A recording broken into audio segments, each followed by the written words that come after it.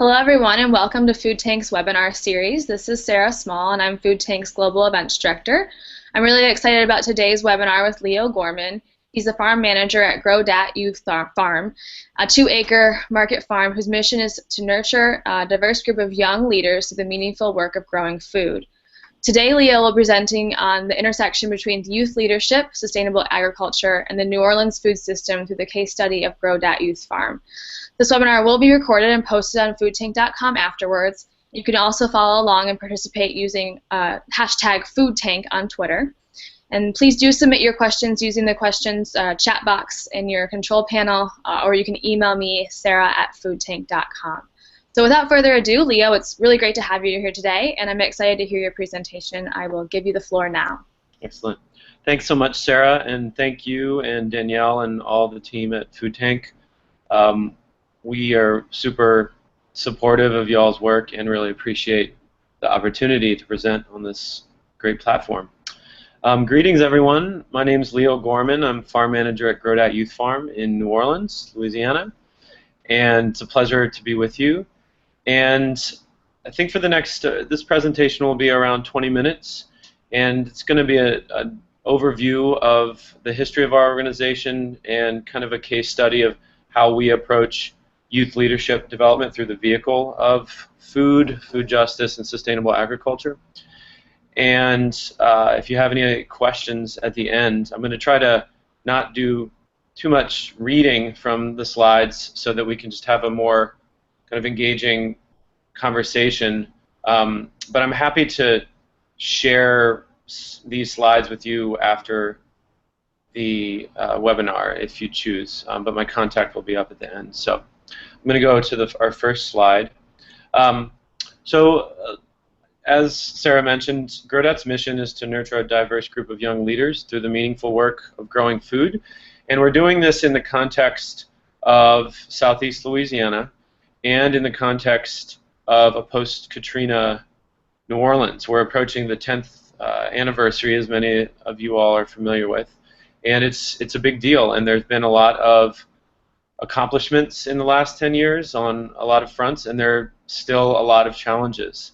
And I'll talk a little bit about how those challenges intersect with our work and how we've worked with other partners in the city and in the region to help address them, and realizing that there's a long way to go, and that I think our work, as well as the work of many of you all in the organizations, this is life work.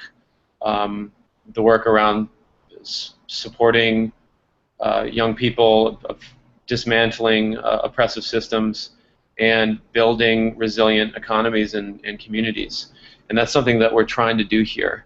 As you can see in this slide, our vision is we are working towards a vibrant New Orleans where young people and adults are transforming their communities, their physical environments around them, through what I like to call the vehicle of sustainable agriculture. So, in a nutshell, Grow Dat it's a youth leadership training project through the means, through the vehicle, through the lens of food, growing food, talking about food, the inequities in the food system, and the kind of community driven ideas around how to address those challenges. A little history about our project. It really was a kind of brainchild of our founder and director, Johanna Gilligan, who I went to college with at Tulane. So I arrived in New Orleans in 1996, graduated in 2000. I lived in Latin America for a while, came back, and this whole time I was in contact with Johanna, and she had been working with a number of food-based organizations here. And Katrina happens. I wasn't living here at the time, but then I came back in 2007, and she was here. And some of the conversations that were emerging from kind of our networks and the larger New Orleans community were on a number of fronts in relationship to food and employment. So one of the main ones was similar to before to Katrina, there was very little, and this is not unique to New Orleans, there's very few opportunities for dignified, decent paying work for young people in the city. And the ones that do exist are oftentimes in the fast food industry. And Johanna was seeing that a lot of the young people she was mentoring and working with, their only options that they were finding were through those jobs. Meanwhile, food access was a major challenge the city was facing, especially in historically disenfranchised African American, Vietnamese neighborhoods in the city.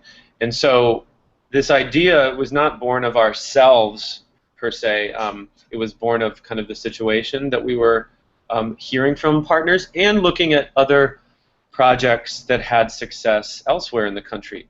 And I'll talk a little bit about that later. But we always hold up the organizations and the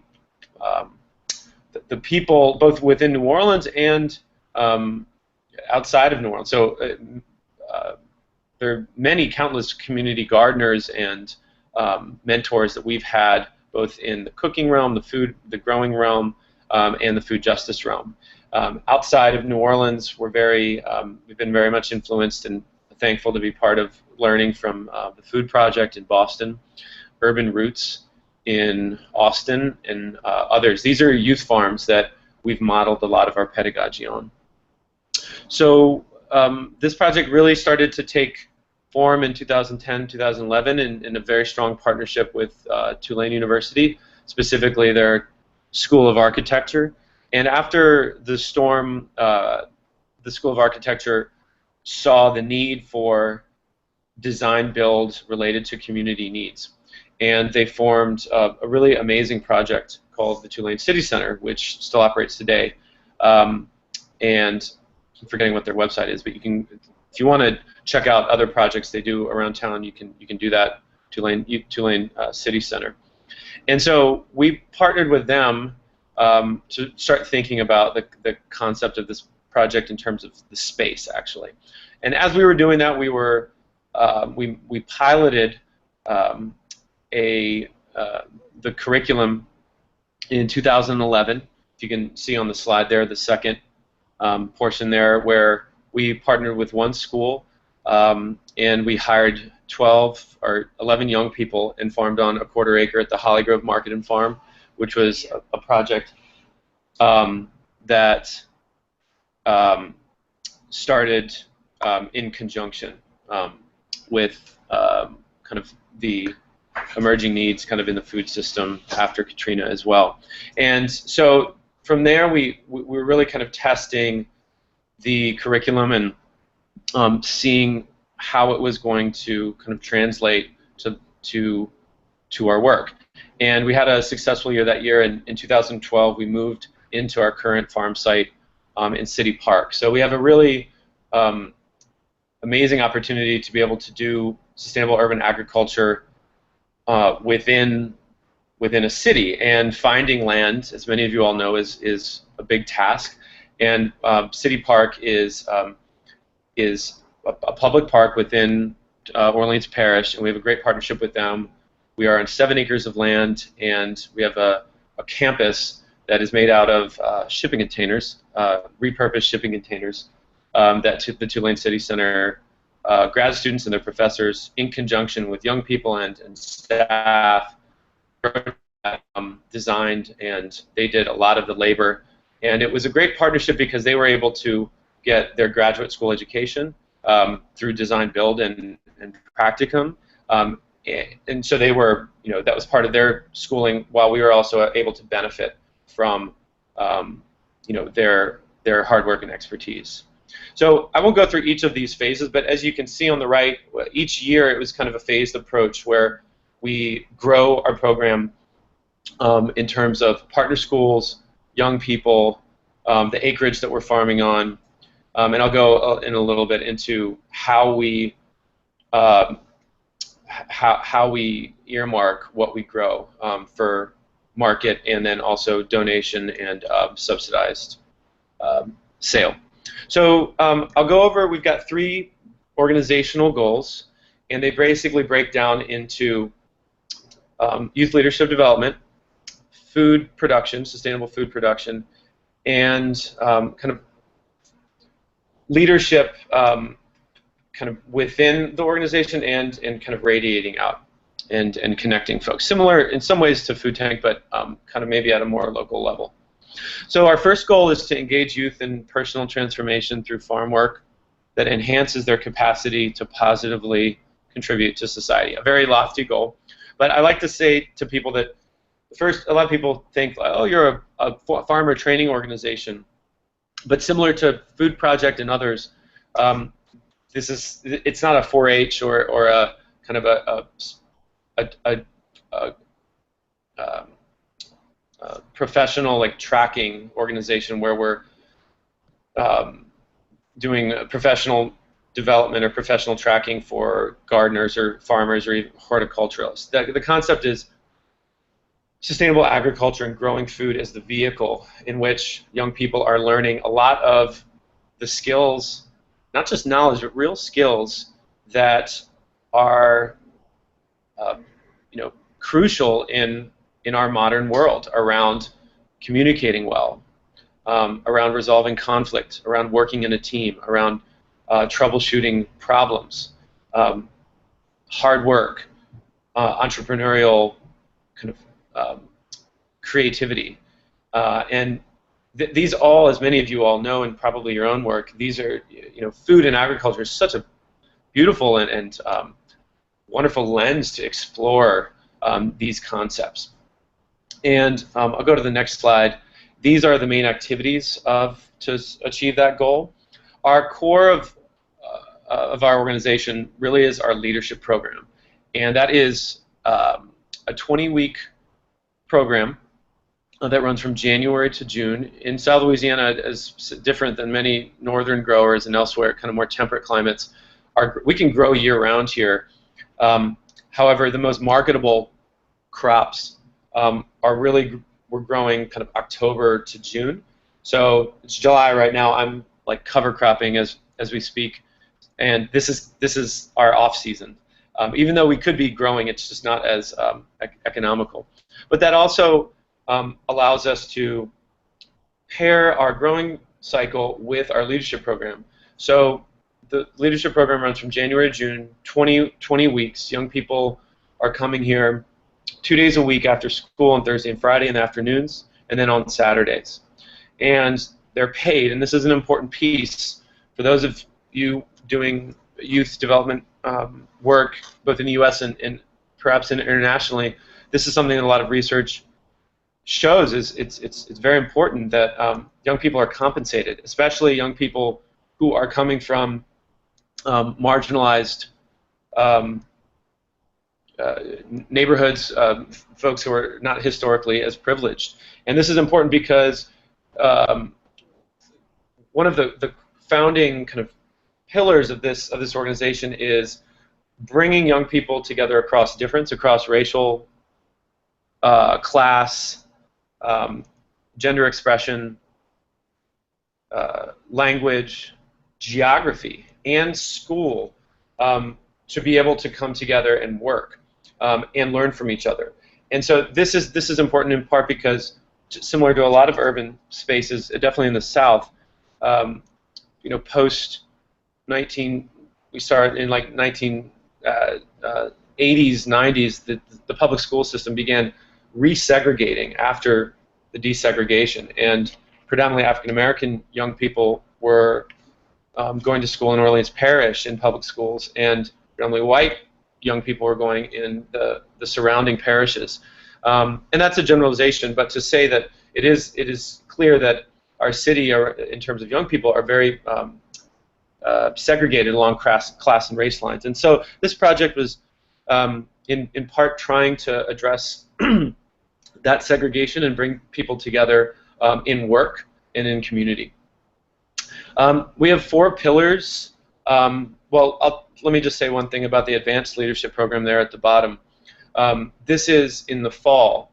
So the 20-week spring leadership program, which is the core, we're right now we just graduated 40 young people from that program, and there are some people from that program who might be interested in coming back and leading the next cohort. So we're very conscious that mobility, in addition to being paid, is something that is very motivating for young people.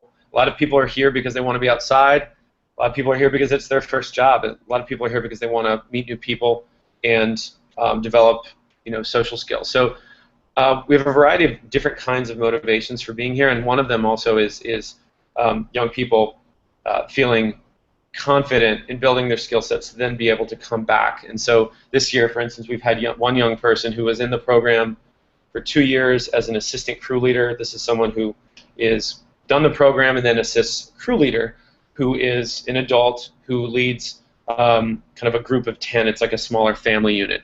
And this is where the work really happens at this smaller unit in terms of the constructive feedback that we give to young people every 2 weeks in this communication model called Real Talk, which is essentially providing regular and intentional communication with young people around what they're doing well and being very specific about that, and areas for improvement, which we call deltas, which in Greek means change. And so framing it in this is I think really useful around sustainable agriculture because it's hard work, right? As we all know, and there's so many questions that come up around food and how we are kind of discussing it. So these regular feedback sessions are very kind of core to what we do. We could go on and on about the program because it's really why this organization exists. And of all the 3 goals I'm discussing, this is the most important one, I believe, for many reasons. But I'll leave it saying that moving forward, we're very conscious around maintaining. I think this is what a lot of people. It's across across domain in terms of our work, whether we're in youth leadership development, market farming, kind of building climate justice movements, is this question around breadth versus depth and quality versus quantity. And so obviously I think we're all thinking about, like, how can we scale these kinds of projects if we see success? And how do we maintain the rigor? How do we maintain a relationship-based work culture, which we pride ourselves on? And how do we maintain, overall quality while still maximizing and scaling our work? So I don't know if there's an answer to that, but for us, we've found that we've phased and gone slow and done that through in terms of building our budget, our staffing, the young people that we're working with, the agricultural space that we're growing on, and having that kind of be a phased approach. So I'll go to goal 2, and think if you have any questions, maybe just be thinking about those, and we can answer those at the end too. So goal 2 is improve access to sustainable produce, especially among low to moderate income individuals. This is the name of the game for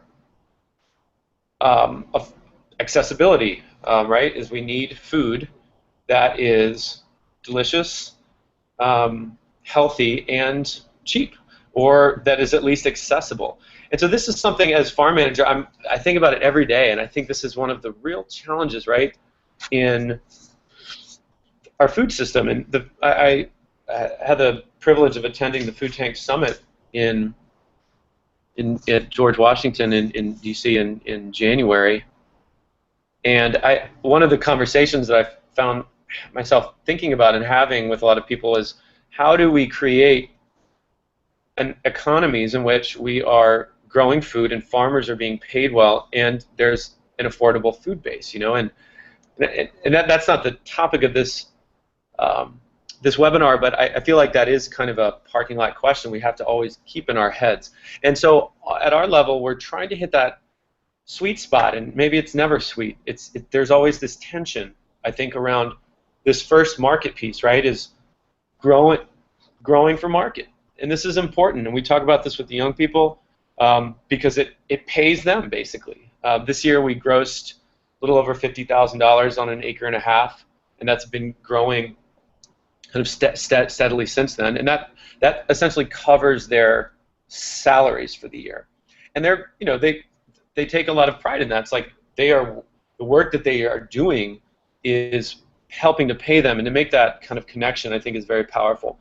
So throughout our organization, we're trying to maximize what we're able to do to earn as much money as we can, not necessarily in a capitalist hoarding sense, but just to meet our costs, so that we can be less dependent, or perhaps maybe more autonomous from the restrictions and the pressure around foundation funding. And this is something I think nonprofits have to think about in this world where we see in this funding landscape, of the erosion of a lot of social safety nets, a lot of other kinds of maybe funding streams that used to be there, and more competition.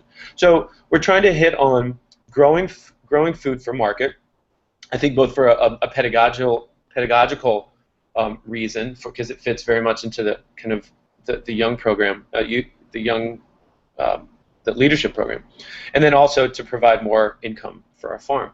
I won't go too much into the ag side of things, because I think most people are familiar with a lot of how different small market farms, organic market farms work. But we have, similar to a lot of other farms, we have a 60-member CSA. Hoping to scale that up in the coming year. The CSA the history of CSAs in New Orleans is very recent, unlike other places farms where I've worked on in Southern Oregon or Washington D.C. area. So that's kind of an opportunity that we've been trying to maximize on. We go to farmers market on Saturday, and then we have a farm stand in which CSA members come to pick up. So that's nice. We're not schlepping, doing a lot of that, and young people are going to market, interacting with CSA members, and also operating the farm stand. And then, so that's 40%. And what makes us certainly different than most regular market farms is that we're donating or selling at a reduced cost 40%. One question might be, how are you separating out 40%? And we do it with poundage. And this is if you ask any regular market farmer, like, how many pounds did you grow? And they're like, I don't know. I'm not tracking that. But we're tracking that, and it's not our main indicator, but it's one indicator that funders, we can point to for funders, and it's through yields. This year we're almost done with our harvest. We're going to have grown 17,000 pounds of food. I don't like to talk about that too much because it's not super representative, for instance, of you can grow, 200 pounds of squash that might not be as calorically nutritious as, 50 pounds of collards or something. So, but it is one indicator. So where are we donating in this?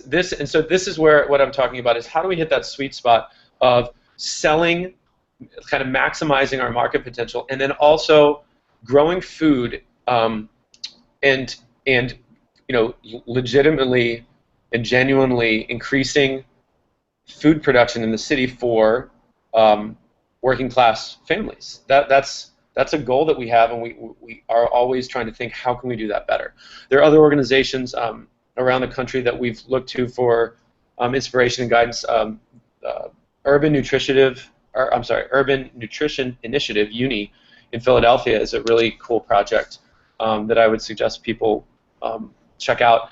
And so how do we do that? We have partnerships with this year was 9 organizations in which we are donating our produce. But it's not just donation, it's a combination of kind of an exchange we like to think of as where it's providing food, but then also there's kind of a back and forth. So for instance, we have very good relationships with 2 organizations based out of the New Orleans Workers Center for Racial Justice. One is Stand with Dignity, which is a predominantly black, poor poor and working class people's rights organization that is fighting for jobs and career ladders and earmarking for large contract jobs, like there's a new airport being built in New Orleans, and advocating for those jobs to be good paying and prioritized for local people. And then there's an organization called the Congress of Day Laborers, which advocates for immigrant and worker rights. And so these are great organizations that we donate to, we sell at a reduced cost to, and we will do exchanges with curriculum on. For instance, looking into the impacts of the North American Free Trade Agreement, of the inundation of corn and how that impacts immigration, the use of Roundup in Colombia for coca spraying. These are the questions around like Latin America, around kind of globalization issues, and then also with local food chain worker rights campaigns, Fight for 15, and other social justice kind of based work that Stand and the Congresso are working on. These are great opportunities to kind of have kind of cross-pollination or intersections and teach-ins and workshops and visiting each other's projects, because it fits into kind of overlaps with our mutual kind of mission-driven work. I don't have much time left, so I'll kind of go quickly through some of the other pieces, and then we can go to questions. So we also have a volunteer program and an apprentice program that kind of augments young people's labor. Our last goal is to increase knowledge that enhances residents' capacity to make individual choices that lead to healthier communities.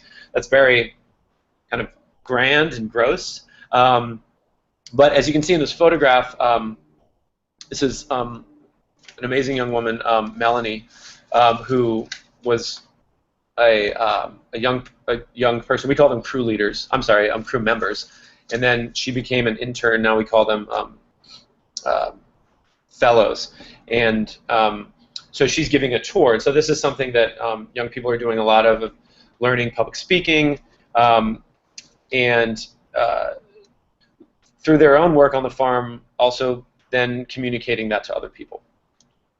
And so in this goal 3, this is kind of like our outreach and kind of public-faced goal. We have a field trip program that's currently suspended, but we're going to start that up again. We're going through we finished a strategic planning process in which we're really trying to think ways where we can hit on these goals and maximize our income and our revenue, our earned revenue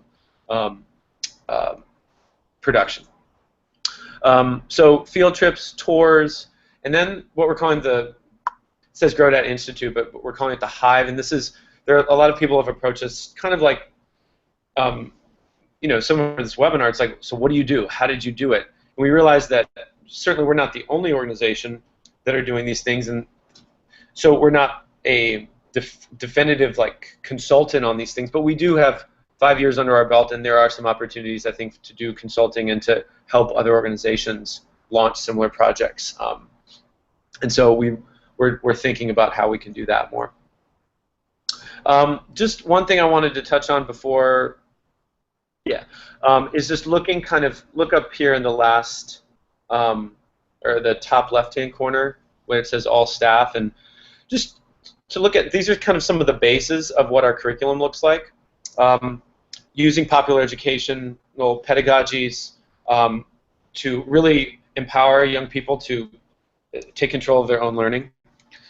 Looking at the history of race oppression in the South, the legacy of slavery, and how that connects with food and commodity production in this state and in the region, and how we can make those linkages to how current forms of oppression manifest. And that leads us into this Visions training. Visions is a wonderful organization based out of Boston that does a lot of just really excellent anti-oppression work with different organizations, companies, nonprofits. And we've been working with them for 3 years to really kind of double down on our staff ability to work across and lead young people across difference. And that's something that I feel really grounds our project. And then you can see some of the other pieces that are included in the advanced leadership. This is the fall session. But this all kind of builds into the 4 curriculum pillars that we have that really manifest through the advanced leadership program and then the leadership program in the spring, which are sustainable agriculture, food justice, leadership, and health and wellness. One thing I totally forgot to talk about is, what do young people do? Well, this is kind of an annual calendar you can kind of see, but this is what does a day-to-day kind of scene look like on the farm during the program period. On a Thursday or Friday, young people will arrive here by bus. The public transportation system in New Orleans, like many places, is not as ideal as it could or hopefully will be. And so it would take too much time and effort, I think, for young people to get here. It would be dark by then, too. So we have central pickup places where we hire buses to do that. And it's part of our budget, and we've realized from the beginning, like, we have to do this to make this work. So people come, we have a circle, do a lot of circles, we play a lot of games, and a lot of kind of exercises to not just break the ice, but to really kind of embed values. And then we work. Depending on the day, we'll harvest. We'll, as any good organic farming intern will know, we do a lot of hand weeding and hoe weeding. And then on Saturdays, they'll be there for, so that's Thursday and Friday afternoons, and then Saturdays they'll be there for a full 7 hours.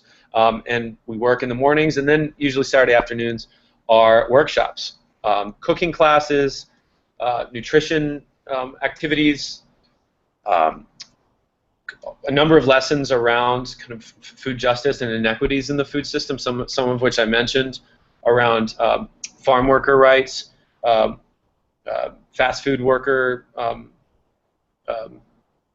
rights and justice issues, environmental, concepts, very big picture questions around climate change, food affordability, going on a field trip to Whole Foods and then to a corner store and a farmer's market, and just sussing out how the food system landscape looks like and what are some ways that we can we can engage. And I think we could talk all day, so I'll leave it at that, and we can go into questions. Thanks so much. Thank you, Leo, and that was a great presentation. We do have another 10 to 15 minutes left to go, so if anyone has questions, please continue to send them using the chat box in your control panel, or once again, you can email them to me, sarah@foodtank.com, but we'll try to get through as many as possible. We have quite a few in already. So I'd like to start by asking you, Leo, 2 questions that I think are pretty similar, so I'm going to group them together. How are young people at Grow Dat Youth Farm empowered to create positive change as graduates of the program in their communities and beyond? And another very similar question is, how do the skills that young leaders learn in the program apply to life after they graduate? Yeah, great questions. So the first one, and this is something where it's one of the major kind of what we'll call deltas, areas of improvement, is how are we assisting and maintaining contact and maintaining relationship with alumni. And so we're having some more staff come on this year, which is exciting because part of the new staff's role is to really focus on following up with alumni, most of whom are still in the region, who have graduated from high school. And some of them are, have come back and worked with us, and that's something that we would like to build out more. And part of the alumni kind of network that we want to build is not just around staying in touch, but really kind of not necessarily with heavy like eval data tracking, but really trying to get a sense of how Grow Dat has impacted them, and what are ways that we can continue that relationship in terms of helping them with their professional aspirations, whether it's linking them with job resources, with educational resources, connecting them with some of our current work. For instance, we want to be our field trip program and our tour program. I think we feel like we could be a lot more robust, and we want to hire more alumni to help lead those. We want to do more workshops and do visions kind of based, led or trained up on workshops that we want to engage more young people on. And so I think that's it's always hard, right? I was a high school teacher, and it's always, oh, you want to just keep not helping, but staying in touch and just being a resource for young people you've worked with. So I think that's still a moving target that we're working towards. And in terms of how we are the skills, right? This is an interesting one, I feel like, because people, there's these buzz terms now, right, around like hard skills and soft skills, and the hard skills are like manufacturing or typing or something, and then these soft skills, which are learning how to work with your colleagues and listen, and these things which soft kind of connotates that they're not as important, but we really hold those skills up as probably the most important. And so I think we're trying to do more longitudinal data collection around this, and what I can just tell you anecdotally is that the alumni that we have kept in touch with and who come back, and some are very engaged, and they come once a week and they're like, hey, what's up? And other people we just hear about just through the grapevine every once a year. And when I talk to them, they talk about how Grow Dat has one thing that comes up every time, and it's is that they know how to communicate better in terms of being open and honest, and kind of embodying this concept we have of real talk. And that makes me very optimistic, and it's very small, and we're not uprooting some unjust food system by creating better communicators, but I think there's something powerful about that. So I think there's a lot of other things too, and if whoever asked that question, if you want to call me later or email me, I'm happy to talk more about that. But that's some of the work that we're asking ourselves. It's like, what are we doing? Like, how can we measure the impact better? And I haven't talked much about the eval that we do, but we do evaluation during the program year, and we're trying to do more of that with alumni. Great, thanks, Leo. And I think actually that leads really well into the next question, which is about some of the metrics and evaluations that you might use for the success both of the youth that are in the program or just the program in general. And so that was the first part of the question. The second is, are you providing also any sort of job placement support, or have you created partnerships within the community with potential employers or different parts of the food supply chain, community organizations, etc.? Yeah, great question. Can you see this slide? Yes. Okay, so I didn't show this because it's not boring, but it's these are some of the evaluation tools that we use: a pre and post survey, focus groups, one-on-one interviews, interviews with parents and teachers, and then some other kind of like data tracking things that we have. And we're trying to really build this out. It's hard. I mean, we basically run a school kind of operation, and so trying to hit on all these things has been difficult. We only have right now 5 full-time staff. Our budget is around $800,000. So it's not. I mean, we're a mid-sized organization, maybe small, depending on what your reference point is, but we're trying to hit on those things. In terms of the kind of pipeline for like jobs and other opportunities, we have and we continue to do that. Again, that's like I won't say it's a full-time job, but it's a role that I think we can build out more. Some examples are being in partnership with organizations like Edible Schoolyard. Some of you are familiar with Edible Schoolyard's work in school gardens around the country. For instance, one of our farm fellows who worked for us as a crew member and then came on as a crew leader is now working as a garden manager for them. And so there's some people that are really interested. I'll be honest, it's only probably this is a rough number, like 10 to 15% of young people who go through this program are really excited about continuing with farming or gardening. And that's okay. You know, not everyone is, you know, interested in being a farmer, and that's fine. But there are a number of other people that are interested in the culinary industry, which is a big, you know, thing in New Orleans. There's a lot of schools available for people interested in that, and a number of jobs. And so we're trying to, yes, form relationships with organizations so they're understanding what their rights are as a food worker, and also, you know, chefs to you know, call up and say, hey, we have someone who's going to work with you as well. But so we're trying to, like, not describe ourselves as that pipeline and just kind of a vocation creator. And we're, you know, we don't want to just say, okay, you did a program and then that's it, bye. You know, we want to be able to kind of connect folks with organizations that might be either able to get them an actual job or to connect them with other networks that they would be able to. Great, thank you, Leo. And then the next question, I think everyone will want to know more about. It's, what are some of the biggest challenges faced by youth at the farm? What are some of the biggest rewards that they receive after the participation in the program, or challenges in working with youth populations from your standpoint? Yeah, this is a huge one. So I like to think of challenges like on a couple of different levels, just like any problem.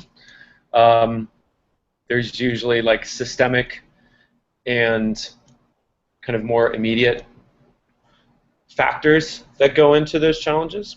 So I would say the challenge that's constant, that we're always just in a daily way, I think impacted by, young people are impacted by, and the community impacted by, is poverty.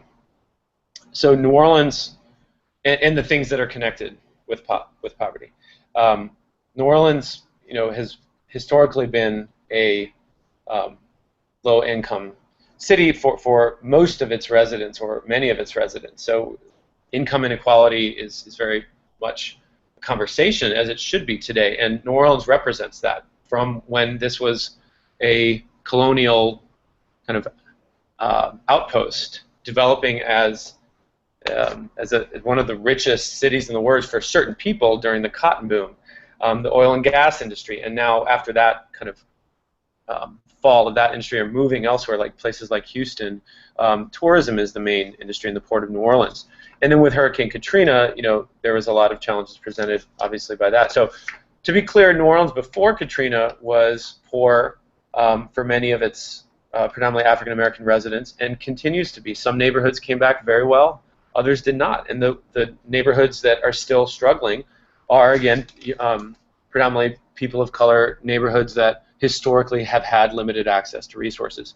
I say all this, why? Because young people are coming from these communities in which making ends meet is a daily challenge, and violence is a very salient issue. One of my students was murdered just 2 days ago, and it reverberates. And we've had people in this community that are not with us anymore, and not just around dying, but just the violence that impacts people and the waves. And so that we try to talk about this, you know, and work it in and have it be a question around, you know, equity and justice, and like what are some of the systemic reasons poverty exists? How does institutional racism intersect with violence, with incarceration, and then linking that with food access? So I mean, these are big questions, but I feel like these are the systemic issues of poverty, of violence, of racism, are very salient here, of incarceration. Especially in Orleans Parish, especially that last one. New Orleans is the highest per capita incarceration capital on the planet. More people, predominantly black young men, are incarcerated here, and the young people that we work with, you know, have to face that. So But that's also to say, there's a diverse mix of race and class. So you have young people that are facing those things also working alongside young people who are very privileged in terms of their race or class privilege. And so those are some interesting challenges, right? Is how you facilitate conversations, work, and conflict resolution across difference. So those are some challenges. And then, I think there's the challenges that we all face as organizers, as educators, is time, money, and trying to really wave flags around these issues. New Orleans in the conversation around climate change. Climate change here is not on the map the way it needs to be. In part, I think, because the oil and gas industry is very powerful, but it needs to be. So I'm seeing short-term challenges, long-term challenges, and things that we're trying to do to address. Thanks again, Leo. So the next question, I'm going to add a little to it, but it reads: Sure. You talked about how the search for human dignity led your decision to start this farm, or the founder to start this farm. What are some specific examples of how dignity has been manifested through this work? And then I'd like to pair that with another question that asks how, you spoke about the diversity in the actual youth that are participating, and how is that group or that cohort then chosen? Really good question. Maybe I'll do the first one first. Or I'm sorry, the second one first. Yeah, no problem. So, young people are. It's a good question. So it's kind of like we unlike like the Food Project in Boston, and I think I might be wrong, but and Urban Roots in Austin, also youth farms, they, I believe, have like an open enrollment kind of, hey, we're hiring, come to us. For a number of reasons, we don't have that yet. We partner with specific organizations or schools to recruit from those locations for a couple reasons. The first is to really try to recruit across difference, around especially race and class and geography. There's this other thing here, which I'm sure exists elsewhere, is like, we don't want all uptown kids, or all kids living in the east, or because people will kind of click around neighborhoods. So we want to do that across geography. So what we'll do is crew leaders will go into the schools, and then also organizations that are not necessarily just schools, but kind of organizations that they're connected to youth somehow. And we are so we'll recruit in those schools and say, kind of give brief presentations and hand out applications. Whoever submits or fills out an application, a completed application, is invited to an interview day on the farm, where we do a combination of work, games, and one-on-one interviews. And what we're looking for is not the best and brightest, so to speak. What we're looking for is a mix of people, and this is something that it's not. There's no formula, right? So what we're trying to do is, and we've borrowed a lot from the Food Project on this, is trying to identify, and there's not formulaic, but trying to identify through the interviews, through their recommendations, and through maybe a lot of times it's friends of people who are already in the program, a sense of kind of where they're at in terms of like their leadership. And so what we're trying to do is get a mix of young people who, one, are higher achievers, actually, young people who are, that could mean doing great academically, involved a lot in extracurricular type things, but want to really explore this. Have a solid, situation in whatever, like, not necessarily income or anything like that, but more they've got a lot of good things going. And then a group also who is kind of on the opposite spectrum. They're having a hard time. Maybe they've been adjudicated. They're not doing well in school. They might be disconnected from, their school community. And then the other group is kind of in the middle, where they're not on either end of the spectrum. They're not being kind of identified by anyone really for excelling or not doing well in the setup systems that they're born into. And that mix, research shows this as well in other youth leadership projects, is when you and in schools, right, is when you have that mix of income, race, geography, culture, language, and then also just kind of where your skill sets and life experiences and networks are, right?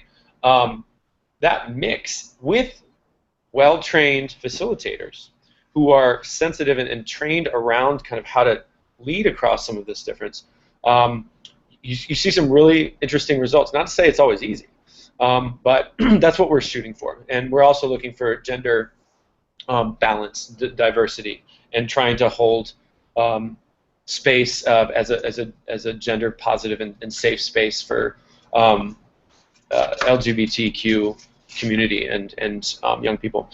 And then dignity. Okay, man, that's such a deep question. Examples. So yeah, Johanna, she's the founder, and I think she just saw a lot of the young people that she was working with just not being done right in the workplaces they were at. Being arbitrarily fired, not making a lot of money, and not gaining like the kinds of skills she felt like were important young people should be gaining. So I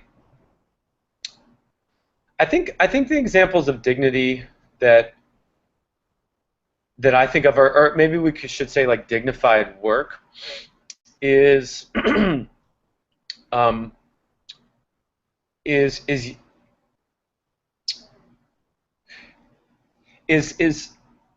crews. So they're divided into crews, right? And there's some like fun competition and camaraderie around the crews, but also there's some real, like some very important relationships across difference that are developed in these kind of smaller family units. And I think I recall a couple weeks ago that two young people, one young man and another young woman were very different, stations in life. They just were very different people, where they grew up, like color of their skin and all this, and they didn't have very much in common. It appeared at the beginning, and by the end, they initially had some like conflicts and things going on, and they were just able to work it out, not by themselves always, but kind of with support from their crew leader, and they worked really hard together. And I want, for one of them, it was his first job, and he was very, very proud of that. And for her, it was something that she was used to be doing, like a lot of higher end achieving stuff just on her own. And this is the first time she communicated, I think, once, like she feels very proud of doing something in a group. So these are small, in some circles might say like cheesy or whatever kind of examples, but I don't. I think they're real, and I think they're important, and I think they're happening because the workplace is dignified in terms of pay, of treatment, of work, of acknowledging of each other's like feelings and how we're getting along, and so we're trying to create a space that's like safe, healthy, and holistic. Thanks, Leo. I think that was an amazing answer. We have time for just one more, and I think it'll wrap everything up pretty well. Reads, Grow Dat Youth Farm has been a good case study of how to break down barriers and involve more youth in agriculture. And it seems like more of these programs are popping up around the U.S. and the world. So how can we, or are there ways we can all support youth involvement in agriculture in other ways? So through supporting organizations like yours, but maybe also outside of that, voting, purchasing choices, etc. Yeah, that's such a great question. Yeah, I mean, there's so many things we can do, right? I think it starts with like us and our families and our neighbors. I think that's the first place. I mean, that's when anyone asks me like, what are you doing? I'm like, for anything. I'm like, well, first I need to look at myself, and then I look around my family and my neighborhood. For instance, I have almost a 4-year-old, and he comes out here, and we have a garden, and I'm intentional about talking about food, and I have neighbors who don't get to go to farms much, and bring them over. A friend who's on our board, she does an amazing kind of garden program with just her next door neighbors, these kids that they do their homework, they hang out in the garden, they drink lemonade. It's just fun, and I feel like gardening and plants and food are just they're powerful vehicles to not just stay in the realm of horticulture, right? They're really amazing opportunities to break into some of these harder questions that we're dealing with, right, around inequality and major global problems. So I think just interacting with folks around these issues, going, supporting projects that are paying young people. I really believe that young people it's so dignifying to have a job, right? I think we all know this, and young people, they have tremendous pride in earning money for work that's done, and with that's done with a high expectation. This is something we talk about. So I'll just say, young people here can be hired, and they can be fired, and they can be promoted, and there's mobility, and so there's an accountability there. It's also one of redemption. You can be rehired. So I would encourage folks to I don't know, not necessarily find jobs for young people to do in this realm, but find ways where you can support the economic health of organizations that are paying young people. I think that's really important, especially also for the young people that historically are able to do extracurricular activities that are really awesome tend to be the more privileged ones, right? Because their parents can take them there or pay for it or do the camp or whatever. And historically more marginalized young people are not able to do that as much. And so one of the ways they're able to do it is because they're getting paid. So I really think that that's important. And then lastly, I feel like on the global level, I really believe in young people's giving young people space to be able to voice their ideas, right? A friend of mine who's also on our board, notice that all my friends are on the board, some of them are, he was talking about young people in Samoa he was just visiting, where young people are, climate change it's ground zero with sea level rise, and so young people, there's a lot of conversation around how young people are stepping up to talk about this, and I think this is happening all over. I think this could happen definitely more in New Orleans, but I really feel like young people have a very important role to be in the forefront around these discussions. There's an organization here I recommend everyone checking out. It's called Rethink, or Kids Rethink. I think it's rethinkers.org. Johanna, our founder, worked for them for a while. Amazing organization that very authentically youth-led organizing. Authentic, it's really just well facilitated and done, and it's they had an amazing kind of gathering. I'm looking at the flyer right now on May 4th in the East New Orleans, which has a large Vietnamese community. Trilingual space, Vietnamese, Spanish, and English. It was a Monsanto-free kind of zone day that was talking about the impact of Roundup and the impact that Monsanto has had on our food system. And there were demos created and led by young people across language and geography, and linking that to a campaign. There's just really awesome work. And so this is an example of young people with support from adults, well-trained and culturally competent adults doing amazing work and taking the lead. And I think this is really important moving forward. This is not exactly the work we're doing right now in terms of advocacy, in terms of organizing, but I do feel like we are, I don't want to say we're a training ground for young people like going into the food movement, but I think there's an interesting conversation there, and the more we can support young people to be conscious, to be involved, and kind of working in the realms of food and linking those things to these other justice issues, I think we're doing well. Thanks, Leo, and unfortunately we're all out of time, but we really appreciate you participating with us today, and thank you to all of our listeners as well for sending in their questions to be able to facilitate this conversation. It was truly a pleasure to have all of you, and I just want to let you know that this recording will be posted on foodtank.com later today. You can follow up with me via email if you have any questions or need any additional information. It's sarah@foodtank.com. Thanks again, and have a great rest of your day.